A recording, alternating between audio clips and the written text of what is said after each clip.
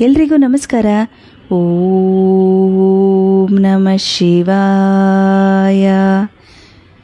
ಇವತ್ತು ನಾನು ಅಕ್ಕಮಹಾದೇವಿಯವರ ತೆರಣಿಯ ಹುಳು ಎಂಬ ವಚನವನ್ನು ಓದಲಿದ್ದೇನೆ. ತೆರಣಿಯ ಹುಳು ತನ್ನ ಸ್ನೇಹದಲ್ಲಿ ಮನೆಯ ಮಾಡಿ, ತನ್ನ ನೋಲು ತನ್ನ ಸುತ್ತಿ ಸಾವ ತೆರನಂತೆ ಮನ ಬಂದುದ ಬಯಸಿ ಬೇವುತ್ತಿದ್ದೇನೆ.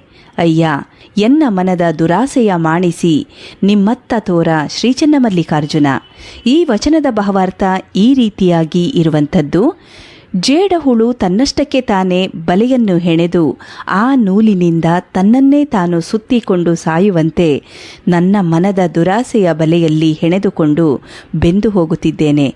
ಇದರಿಂದ ದೂರವಿರಿಸಿ ನಿಮ್ಮೆಡೆಯ ತೋರು ಶ್ರೀಚನ್ನಮಲ್ಲಿಕಾರ್ಜುನ ಎಂದು ಅಕ್ಕಮಹಾದೇವಿಯವರು ಈ ವಚನದಲ್ಲಿ ತಿಳಿಸಿದ್ದಾರೆ.